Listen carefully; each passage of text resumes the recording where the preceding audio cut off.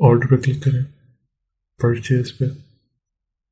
ये हमारे सप्लायर की लिस्ट हो रही है जो हमारे पहले ही इंसर्टेड है सिस्टम में, और ये आइटम उसके अगेंस्ट।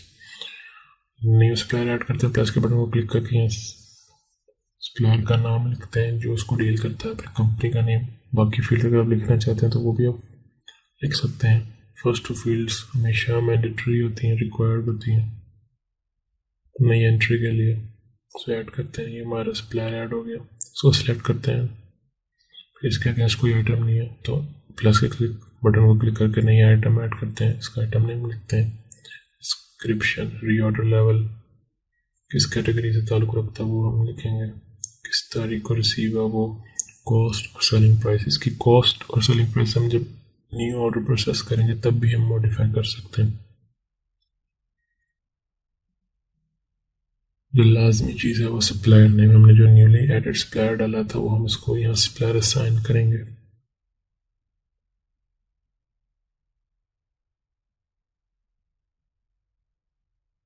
और ऑटो, अगर हमारा बार कोड स्कैनर है तो उसको स्कैन करेंगे, अदरवाइज हम ऑटो ऐड बार कोड को क्लिक करके ऐड कर देंगे। हमारी आइटम ऐड हो गई। सप्लायर चेंज करते हैं, उसकी जो आइटम्स पहले एडिट है उसको सिलेक्ट करके इसके बटन को क्लिक करेंगे, ऐड हो जाएगा। फिर सेकंड, फिर इसको बटन क्लिक किया, ऐड हो गया।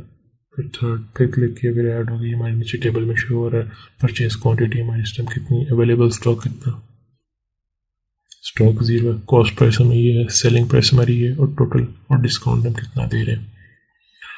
आइटम सेलेक्ट की, टेबल में से इसकी क्वांटिटी इंक्रीज की।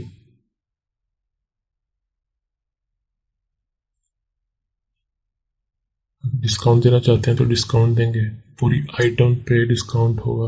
ये नहीं कि पर आइटम हमें इतना मिलेगा, यानी कि उसकी टोटल क्वांटिटी के अगेंस्ट हमें इतना डिस्काउंट रिसीव होगा। फिर दूसरी आइटम सेलेक्ट करके उसकी कॉस्ट दी, फिर डिस्काउंट। टोटल 10 क्वांटिटीज़ के ऊपर सिर्फ हमें 50 रुपीज़ का डिस्काउंट है। ये सिर्फ एक मिसाल थी। फिर हम इसकी तीसरी आइटम की क्वांटिटी चेंज करके सेलिंग प्राइस भी अपडेट करते हैं, डिस्काउंट करते हैं अपडेट। यहाँ से ऑर्डर डेट, किस तारीख को ये ऑर्डर प्रोसेस कर रहे हैं या किस तारीख को हमने ऑर्डर डाला।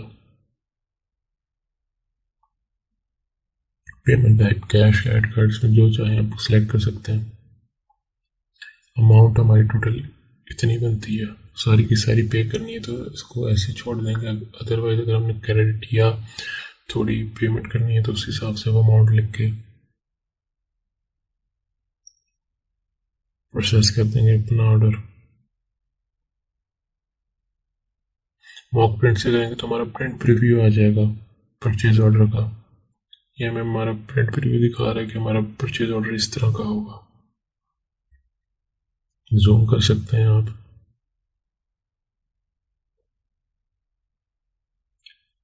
ये आपको discount, amount payable, amount paid, balance, सारी चीज़ें शो कर रहा। कैशियर वगैरह, सप्लायर नेम, इस डेट को प्रोसेस होगा। अगर आपका लेवल एडमिन है तो आप एम्प्लॉय चेंज कर सकते हैं। यहाँ से एक आइटम डिलीट करते हैं, सिलेक्ट करके डेल रो का बटन दबाया तो आइटम परचेज ऑर्डर से निकल गई और हमारा क्रॉस टोटल भी अपडेट हो गया। प्रिंट प्रीव्यू, मॉक प्रिंट पे क्लिक किया तो प्रिंट प्रीव्यू सामने आ गया। इस तरह हमारी क्वांटिटी भी अपडेट हो गई।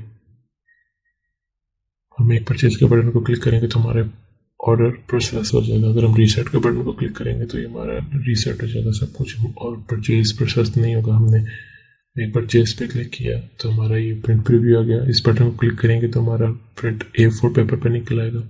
क्लोज करते हैं और ये हमारा ऑर्डर प्रोसेस हो गया सक्सेसफुली।